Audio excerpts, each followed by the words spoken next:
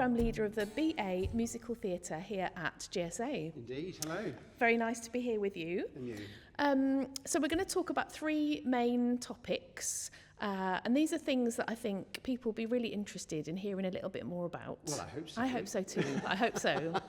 So let's start with, as we know, GSA is 90 years old this year, so we have this really long history of education and training in performing arts really broadly, but musical theatre has been a really key, significant part of that over the years. So maybe just start by telling us a little bit about that, a bit about the history as you know it, which kind of brings us into, you know, now and what we do and why we do what we do today. Absolutely so. So yeah, 90 years, hey. Well, I was once a student here actually. I did train here, and I remember in the old buildings that we used to have, it used to say GSA, Guildford School of Music, and then underneath, painted over with white paint, was "and dance." So, because initially it was started in the 30s by Beachy Bellairs and Pauline Grant, who were choreographers and dance practitioners. In fact, Pauline Grant was a big West End choreographer. And in fact, because I'm a nerd and I collect records of shows, of cast albums, all the British cast albums, if you look on the back of them, Pauline Grant writes all the synopses and things like that. So that's always fascinated me, this name. And then I come here, be a student, I go, why is this called the Grant Studio, this studio? And it's Pauline Grant. But I mean, they were massive. So dance was a massive part of GSA initially. But then it became very much more an acting dance-based school, and then the dance just kind of like fell away a little bit. And I think what's really important is that although all that history is there, and that there's kind of perhaps sort of myths about what GSA is now or what it was then, what it is now, it's very much a triple threat training. I mean, we've all got to do that musical theatre courses because that's what the students have to be able to do when they leave. But having said that, if you've never danced before in your life, or you haven't acted much, or you haven't sung much, it's really about, are you trainable in these things? Have you got a passion for it? Because, you know, we want to train people so that they can have a long career. And to have a long career nowadays, you need to be able to sing, dance and act. So, you know, we're really moving with the times, actually. And do you think that I guess, evolution of the practice of the training of people to go into that particular aspect of the industry, how recent is that? So you talked about you being a student, and what do you see as the main differences from your time at GSA to kind of now? Well, I mean, you know, I think it's still harking back to the old days where you would have an ensemble of singers, an ensemble of dancers. They didn't really do each thing, but nowadays, you know, when I was training in the early 90s, you were starting to get triple threat training, but now everyone has to be able to do that. So, I think now if I look back, I think there's some people that would have been on the course perhaps then that wouldn't be on the course now because they're just dancing isn't strong enough or their singing isn't strong enough because, you know, you just have to be able to do it all. Yeah. No, it's really interesting. And you mentioned, I'm thinking of kind of applicants. So if we think that's the past, we do what we do right now. But if we think about kind of the future and the next generation of young people that are going to come towards GSA and think about us for their training, let's talk a little bit about the process of auditioning and getting in, because it's really competitive, as we know. Yes, indeed. But you talked about people needing to be able to do all three of those skills, but that makes it quite an anxiety-provoking audition process. So tell us a little bit about that. Yeah, very much so. And the fact is that, you know, if you're brilliant in all those three skills now, then go out and do it. You know, we're here to train people. So, you know, we've had some students that have come here that have hardly, like, for example, never tap danced in their lives, and they're put in like rudimentary tap, and by the time they're left, they're in the top set. So it's amazing what you can kind of do. But for auditions, we have a first round audition because we have lots and lots of applicants where it's online. So you apply through UCAS, and then the admissions department will send a whole load of information to you what you need to do. And it's really simple, and it's very student-led. There's a few little kind of movement dancing exercises, which are all demonstrated to you on a video by our students. And then you copy those and you put them on the video, and also you sing a couple of songs of your choice, a golden age legit and something very contemporary musical theatre. I think it's, you know, with those, it doesn't need to be like brilliantly videoed or anything like that. We just want to see, have you got an ability there that we could train? And if so, then we'll bring you into the recall. And tell us, just because I think what I'm keen to do is open things up so that there are as few as kind of mysteries around auditions as possible for people, because it's not, these are not secrets that we hold. Absolutely. I think let's open them up. So when you say if somebody's trainable, what do you mean? Like, what is it you're looking for when you if you spot that and you think, oh, I think that person would get on really well and really respond to the training? Absolutely. So vocally, if we just feel that they've got something in their voice that we think, there's something quite special there, we could see that growing and growing and growing, so that they're actually capable of having a career for 40, 50 years in musical theatre.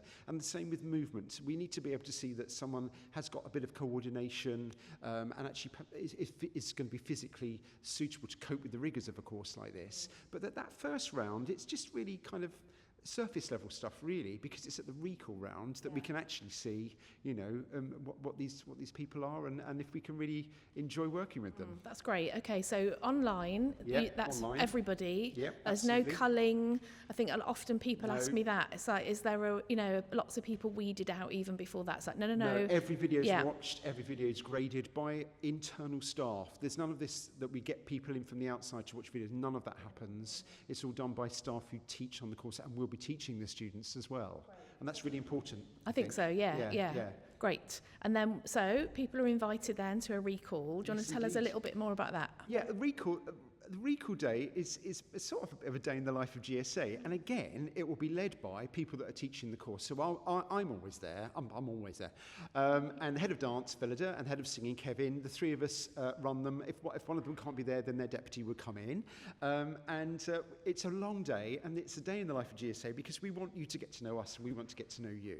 Because we think that if the people, the applicants, are having a good time on the day, then they're going to relax a bit, and then we can see the real them. And the fun them as well, actually. And so it's kind of, the day is sort of split into three. There's a dance class at the beginning where there's exercises, and then there's a little routine at the end. And it's really important to say now that if you've never danced in your life, you're at that recall for a reason, so we can obviously see something in you. So don't panic about that. Do you know what I mean? It's about whether we feel that you could soar if you were here. Right. And then we do the singing round, and the singing round, if you get a recall, you're sent a massive list of songs, and you choose one from that. And that's good fun as well. And we do a warm-up with you as well, so with the whole group, and then we finish with an acting round, which everybody watches, everyone's part of, and then we spend the rest of the time talking about the course and doing Q&A, and just hoping that, everybody has a good time. And also we have student helpers who are on the course that help with the day as well, so it gives a chance for the applicants to talk to those students about being a student at GSA. So I think the bottom line with the recall is that we want people to have a really, really good day in it and just enjoy themselves and know that they're being watched by people who would teach them. Yeah, that's really, great. Really that's great. Yeah. And when I talk to other people from other programmes, because I think this would pertain to you and your team and the musical theatre course, a lot of us talk about wanting people to be themselves when they come. So as you describe that day of making people feel as comfortable as they can, absolutely, getting to know each other, getting to know the current students, and again, is that an important thing for you? Do you want to see people being themselves? Very much so. Yeah, absolutely. Because we've got 3 years with these people. We want them to have a good time. We want to have a good time with them. And I think, they're auditioning for us, but in effect, we're auditioning for them because, they're going to go to all these different schools for recalls, and they're going to feel something about the place and the people. And what they're going to see on a recall audition day at GSA is me, Philida, and Kevin being us. Yeah. We're not putting on a front. We're just being very naturally us. And I think any of our students would say, what you see in the audition day is what you see when you graduate as well. Because we're hardworking, but we're approachable and a bit of fun as well. Yeah. I'd like to say that. I think so. And that kind of idea of being authentically yourself. Yeah. Somebody else was talking about how, if you give us what you think we want to see on an audition, and you're not being quite yourself, you've put yourself in a funny position then, because when you come, if you got a place and you wanted to come here, and you will be yourself, of course, that doesn't quite match up with that experience on the day. So just being yourself, trying your best. Being yourself, and we want everyone to be good. It's like an audition in the real world. Every audition panel wants everyone to be good. We're not there to be scary or anything like that. We want people to be good, and the more they are themselves and they relax, the better it is, really, because you can sort of feel something if you think someone's kind of putting up a front or trying to be something that they're not. Yeah, nice. Okay. Okay, that's great. So that's a bit of insight into how to have the least stressful day if people are applying to us and come and spend the day with us. What about the future? So again, I'm going back to the idea that GSA is 90 years old, but part of me is always thinking, what about when GSA is 100? You know, in 10 years' time, do you have a sense of what musical theatre might be like, look like, feel like to people who are kind of training? If you're going to come and start a course here in September 2025 or 2026, what's their career going to look like in 10 years' time? That's a really hard question. It is a really hard question because there isn't really an answer because we don't know what's going to happen in 10 years. But we can try and future-proof, and we try and see what's coming up. And, you know, I mean, Hamilton's been like the biggest musical in years, but yet there hasn't been anything else like it. So if we suddenly went, well, we're going to change all our training and be in that style of musical theatre, then that actually would be doing our students a bit of disservice. So I think we just try and really make sure that we're trying to give an all-round training in all three disciplines, singing, dancing and acting, and actually the professional development side as well, understanding where you fit in the industry, so that actually people are able to then adapt. Because once you've left training, then you've got a career for 40 years, you're going to have to adapt anyway. So it's having that mindset and that intelligence, really, to be able to go, oh, it's going in this way now, so I need to slightly adapt to make that happen. And actually, we may not have seen that coming, but there was something in my training which can tap into that. Yeah. That's why I think it's quite important that certainly even like in the projects and the productions we choose, that we're not just choosing things that are, for the want of a better word, sexy at the moment, you know, or fashionable at the moment. It's stuff that is really going to embed a really good work ethic, so that actually the styles that we teach and the styles that we do in productions can mean that the students can be open-minded and be able to really have a longevity of career, because they'll be able to adapt accordingly, because we just don't know what's going to change. And things like, for example, we never used to teach commercial dance, but yet that is really embedded in the curriculum now. It's assessed as well.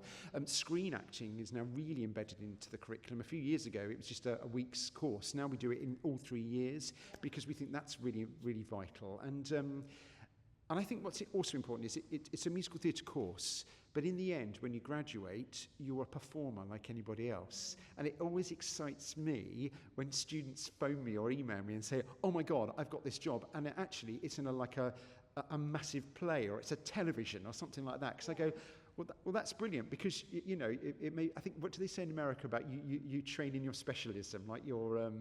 I can't think what the phrase is, but you train in your major. But actually, their major may be musical theatre, but they can do lots of other different things as well. And I think that's what's important. That's great. And their skills are actually quite broad. Really broad, but not in a brushstroke broad. That actually, when you're doing a production that might be set in, I don't know, in the 1930s or something, then actually that's a really good way of working, because you understand that period, and that will then go into other aspects of your career, because all that stuff's always going to kind of come back and be reinvented and all that kind of stuff as well. Yeah, great. No, that's really good. Just thinking about the kind of, I guess, directions that people go in after graduation. Yeah. Really interesting. Well, I mean, it is interesting, and actually we're really lucky that we've had students going doing amazing things. And in fact, at the moment, in Les Mis, for example, we've got Marius, first cover Marius, the second cover Marius, we're all GSA grads, and they all happen to graduate in the same year. But likewise, at the same time, we've got people playing leads in Harry Potter.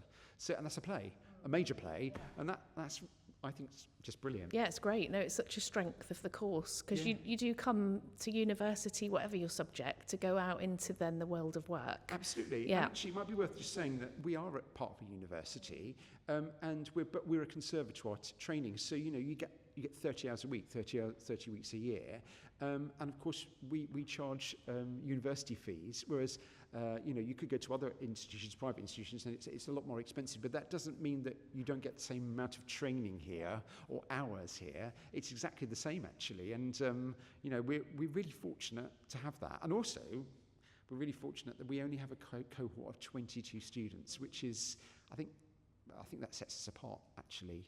And it means that those students get a very bespoke training, but also we know them, they know us. We're very approachable as staff anyway, but it does mean that if there's any worries, concerns from the students, that they can come and talk to us, but also we can spot little things if we're worried about them. Yeah, because we see them all the every time. day. Yeah, indeed. No, it's interesting. The fees question, I think, is always a bit of a mystery. Or at least something that applicants are really kind of trying to dig around and find out, exactly how all of this works. So that's a really good point that I guess, the fees are the same as they would be if you came to the University of Surrey to do English literature or geography. Chemistry or something. Indeed, and yet our model is we're a drama school. It's a conservatoire within the university. So that's the model of training. Yes. And the fee stuff, I guess, is a kind of behind the scenes, like that's our stuff to sort out. And I think sometimes perhaps the perception then is that, well, if we're not paying the same as somewhere else, then we can't be getting the same training, and that's sort of nonsense. Not true. Really. No, that's a really good myth to bust. We have scholarship as well. In particular, we're really honoured actually to have one of the Andrew Lloyd Webber scholarships. So that's one student at the moment. One student in every cohort has all their fees paid for 3 years. Yeah, that's like amazing. Yeah, it's wonderful. Yeah, no, it's incredible to then. Yeah, you think you're going to need to sign up to the student loan company, and actually somebody doesn't. Yeah. Indeed. And there are other little bits of scholarships and funding and things as well, isn't there? Yeah, I mean quite a lot over the years I've been here. Certainly, it was one of the things I thought was amazing about GSA.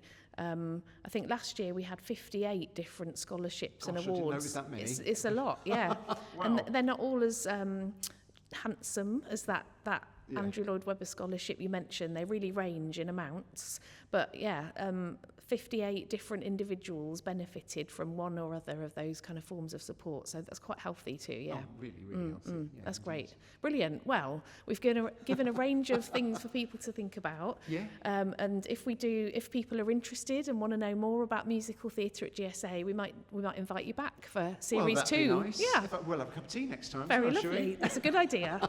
Thank you very much. Thank you.